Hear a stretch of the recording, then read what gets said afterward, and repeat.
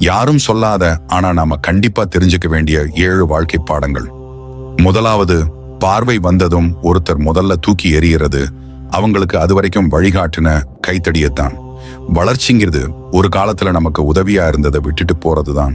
ரெண்டாவது, நீங்க சில சமயம் கஷ்டப்படுறதுக்கு காரணம் நீங்க கெட்டவர் என்பதல்ல, தப்பான ஆளுங்க கிட்ட எப்போ போதும்னு சொல்லி நிறுத்தணும்னு உங்களுக்கு தெரியாததுதான்.